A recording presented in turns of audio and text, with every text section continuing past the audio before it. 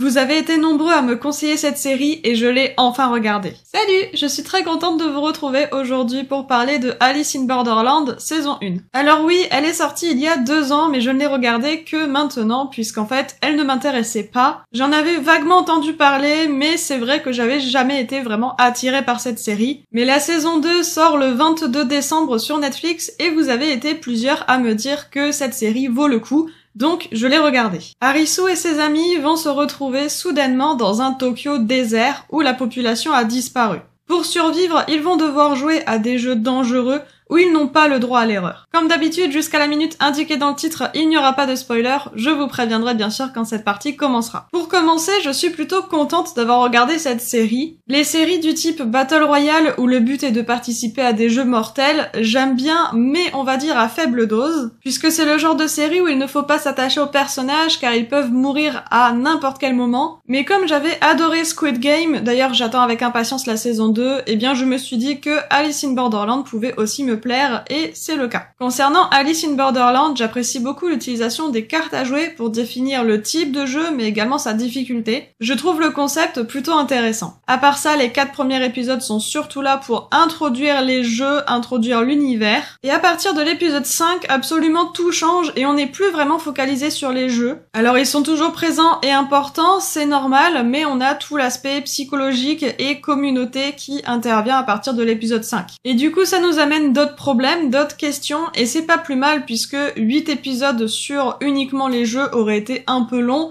donc là on a vraiment des informations en plus, des éléments en plus, et c'est plutôt sympa. Par contre, même si globalement j'ai apprécié cette saison 1, il y a quand même des choses qui m'embêtent un peu, notamment des faux raccords qui existent absolument partout, et c'est vraiment chiant. On a par exemple des scènes où on a un personnage qui n'a pas de flingue, il n'est pas armé, tout va bien, et séquence d'après, il a un flingue à la main, il le sort de on ne sait pas où, et séquence d'après, il ne l'a plus. Voilà, ce sont des faux raccords comme ça qui sont pas terribles, en tout cas moi ça m'a un peu dérangé. Après il y a aussi le problème des balles illimitées, alors je comprends que un chargeur c'est quand même assez petit, donc pourquoi pas multiplier par 2 par exemple le nombre de balles pour éviter que le personnage recharge toutes les 3 secondes. Ça je suis totalement d'accord avec ça, pourquoi pas. Ça rajoute après tout de la fluidité. Par contre, le fait qu'il y ait vraiment des balles illimitées, au bout d'un moment, c'est trop. Et ces 2 derniers points m'ont un peu frustrée puisque, globalement, c'est une série que j'apprécie beaucoup et si on enlève ces 2 points-là, si on enlève du coup les faux raccords, au moins les plus gros,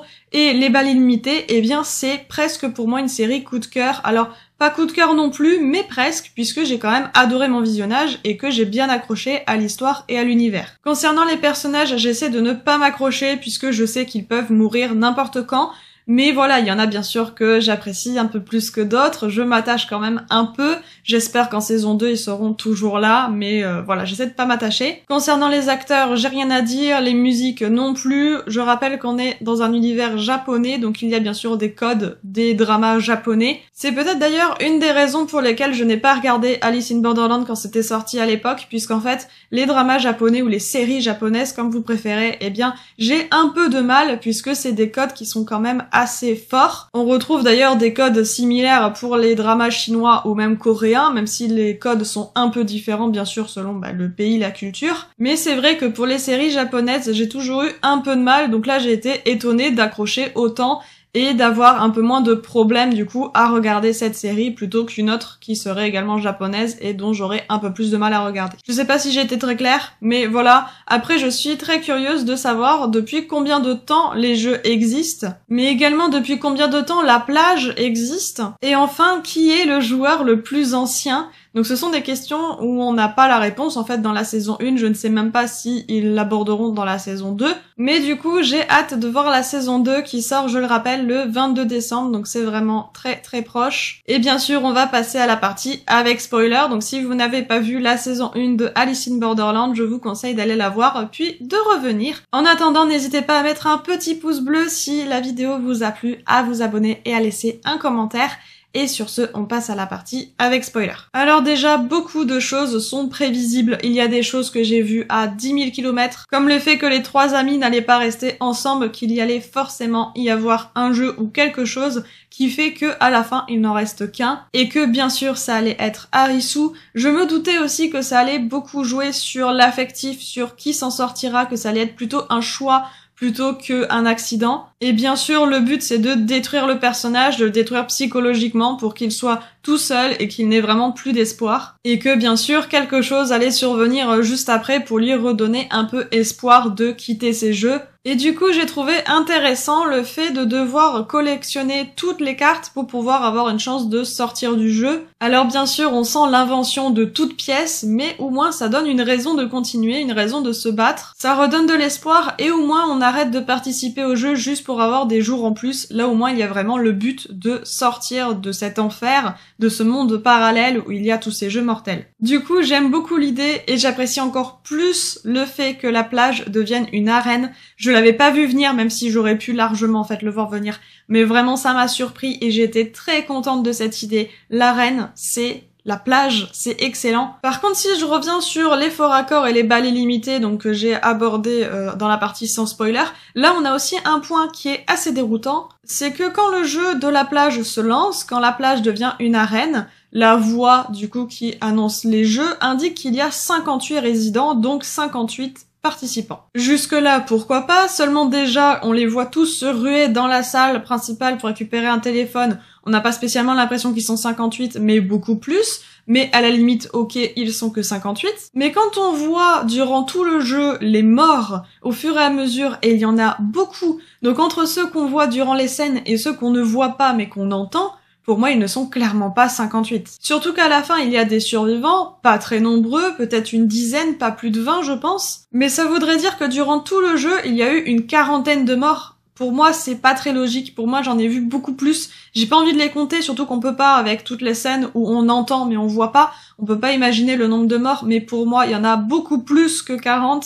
Et voilà, c'est un petit souci pour moi. Il aurait fallu peut-être un peu moins de balles tirées, un peu moins de corps jetés au bûcher aussi, qui est quand même assez horrible. Mais voilà, pour moi, c'est un petit souci quand même de nombre. Il aurait peut-être fallu dire dans ce cas-là qu'ils étaient une centaine dans l'hôtel, et là, ok, on est à peu près sur un nombre cohérent entre les morts qu'on voit, ceux qu'on voit pas. Après voilà, ce n'est qu'un détail, ce n'est peut-être que moi qui me fais des idées, mais voilà, j'ai eu cette impression de petite incohérence. Est-ce qu'on en parle aussi de Quina qui gagne son duel face à quelqu'un qui est quand même armé d'un katana? Personnellement, durant tout le combat, je me suis dit que elle allait forcément se prendre un coup à un moment et que ça allait être fini.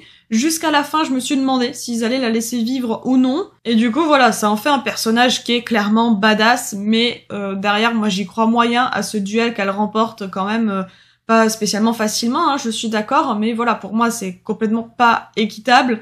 Et elle aurait dû perdre, en fait. On a énormément de révélations à la fin de la saison, donc durant le tout dernier épisode de la saison 1. Bien sûr, ça donne envie de voir la saison 2. Il y a peut-être eu un peu trop de révélations à mon goût, un peu trop rapidement, mais c'est purement personnel. Pour un univers qui est aussi contrôlé, aussi supervisé, j'ai trouvé ça un peu bizarre que, voilà, il y a un dealer qui a réussi à filmer, en fait, beaucoup de choses. J'ai trouvé ça un peu bizarre, mais à la limite, pourquoi pas, en fait. Au moins, on a les révélations, on apprend beaucoup plus de choses, donc pourquoi pas. J'espère honnêtement que la saison 2 sera un cran au-dessus de la saison 1, avec des jeux un peu plus sophistiqués, même si c'est déjà pas mal. Mais voilà, j'espère vraiment que la saison 2 sera encore mieux, même si j'ai beaucoup apprécié la saison 1. En tout cas, on aura ces réponses dans une semaine, j'ai vraiment hâte. Et voilà, cette vidéo est maintenant terminée, j'espère qu'elle vous a plu. Comme d'habitude, si c'est le cas, n'hésitez pas à mettre un petit pouce bleu, ça aide énormément la chaîne, à vous abonner et à laisser un commentaire. Et sur ce, on se retrouve très prochainement pour une autre vidéo.